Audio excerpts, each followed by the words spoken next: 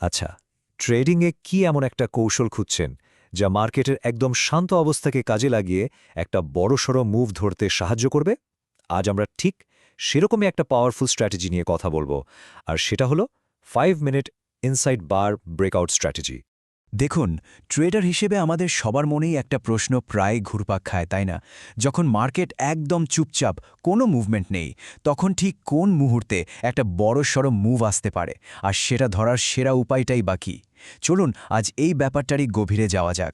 আর এই প্রশ্নের উত্তরটাই কিন্তু লুকিয়ে আছে ইনসাইড বার স্ট্র্যাটেজির মধ্যে। এই স্ট্র্যাটেজিটা এমনভাবে ডিজাইন করা হয়েছে যাতে মার্কেটের ওই লো ভলিটিলিটি বা শান্ত অবস্থাকে কাজে লাগিয়ে একটা হাই মোমেন্টাম ট্রেড ধরা যায়। মানে সোজা কথায় স্থির অবস্থা থেকে গতিতে যাওয়ার সুযোগটাকে কাজে লাগানো। তো আজকের আলোচনায় আমরা কি দেখব? প্রথমে মোমেন্টাম ওয়েভ ধরা দিয়ে শুরু করব, তারপর ইনসাইড বার জিনিসটা আসলে কি সেটা বুঝব।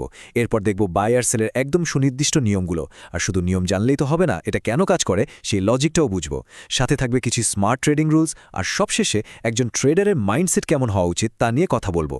তো এই স্ট্র্যাটেজির মূলে কিন্তু আছে মোমেন্টাম, আর এই মোমেন্টামের সিগন্যালটা দেয় একটা স্পেশাল প্যাটার্ন, আর সেটাই হলো ইনসাইড বার।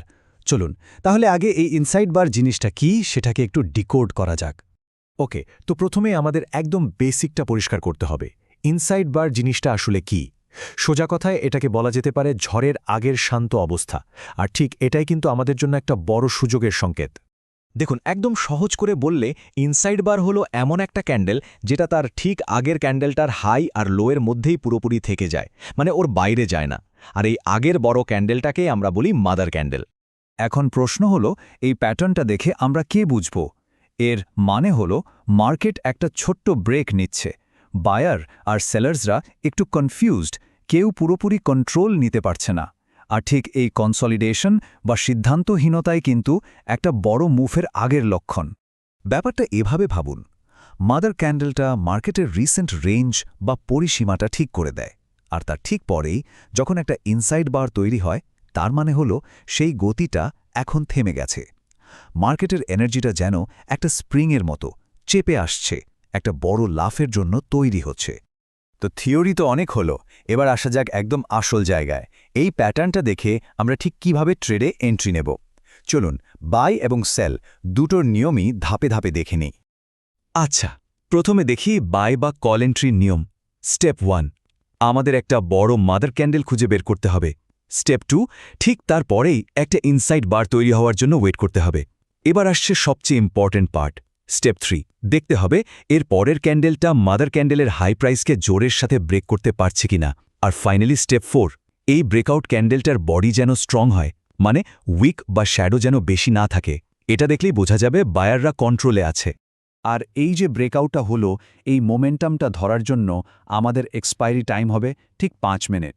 এই টাইম ফ্রেমটা একদম পারফেক্ট, কারণ এটা ব্রেকআউটের প্রথম ধাক্কাটাকে ধরার জন্য যথেষ্ট সময় দেয়। এবার আসি সেল বা পুট এন্ট্রির কথায়। এখানেও নিয়মগুলো কিন্তু একদম একই, শুধু ডিরেকশনটা উল্টো। মানে প্রথমে একটা বড় মাদার ক্যান্ডেল, তারপর একটা ইনসাইড বার। কিন্তু এবার আমরা ওয়েট করব কখন পরের ক্যান্ডেলটা মাদার ক্যান্ডেলের লো প্রাইসকে ব্রেক করে নিচে নামে।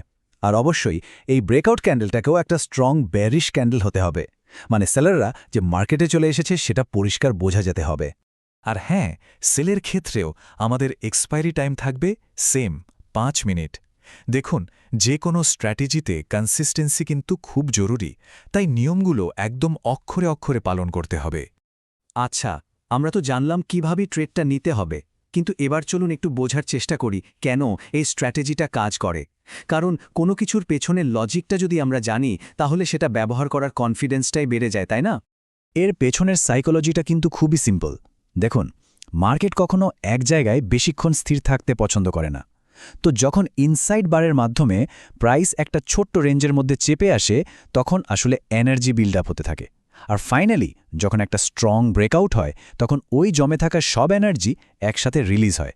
আর এই স্ট্রং ব্রেকআউটটাই আমাদের জন্য একটা ফিল্টার হিসেবে কাজ করে, যেটা আমাদেরকে ফেক সিগন্যাল থেকে বাঁচিয়ে একটা ক্লিয়ার এন্ট্রি পয়েন্ট দেয়। তবে একটা কথা মাথায় রাখতে হবে, কোনো স্ট্র্যাটেজি কিন্তু 100% পারফেক্ট না। তাই রিস্ক কমানোর জন্য আর জেতার সম্ভাবনা বাড়ানোর জন্য আমাদের কিছু নিয়ম খুব স্ট্রিক্টলি ফলো করতে হবে।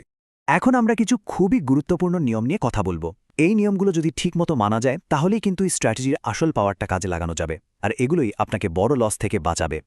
খুব ভালো করে মনে রাখুন, মার্কেট যখন একটা বড় রেঞ্জের মধ্যে সাইডওয়েজ চলছে তার ঠিক মাঝখানে এই স্ট্র্যাটেজি ব্যবহার করা যাবে না। ব্রেকআউট যদি দুর্বল হয়, মানে ক্যান্ডেলে যদি জোর না থাকে, তাহলে একদমই এন্ট্রি নেবেন না। সবসময় একটা স্ট্রং মোমেন্টাম ক্যান্ডেলের জন্য অপেক্ষা করুন। আর হ্যাঁ, খুব কাছাকাছি কোনো বড় সাপোর্ট বা রেজিস্ট্যান্স লেভেল থাকলে ট্রেডটা এড়িয়ে চলুন। কোয়ান্টিটির থেকে কোয়ালিটি বেশি জরুরি, তাই দিনে 2-3টা ভালো সেটআপ পেলেই যথেষ্ট। আর সবকিছুর ওপরে নিজের রিস্ক ম্যানেজমেন্ট প্ল্যানটা সবসময় ফলো করুন। তো আমরা স্ট্র্যাটেজি শিখলাম, নিয়মগুলো জানলাম, কিন্তু সবশেষে যেটা আসে সেটা হলো ট্রেডারের মাইন্ডসেট বা মানসিকতা। কারণ টেকনিক্যাল জ্ঞানের পাশাপাশি সঠিক মানসিকতা থাকাও কিন্তু সমান জরুরি। চলুন দেখি ফাইনাল টেকঅ্যাওয়েটা কি। এই কথাটা চমৎকারভাবে পুরো ব্যাপারটাকে বুঝিয়ে দেয়। ইনসাইড বার মানে হলো মার্কেট এখন শান্ত, কিন্তু মনে রাখবেন, ঝড়ের আগে কিন্তু আবহাওয়া সবসময় শান্তই থাকে।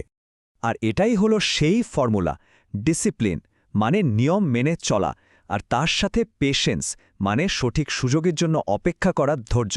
এই দুটোকে মেলাতে পারলেই কিন্তু কনসিস্টেন্ট প্রফিট সম্ভব। শেষ পর্যন্ত এই স্ট্র্যাটেজিটা মাস্টার করার মানে শুধু একটা প্যাটার্ন চেনা নয়।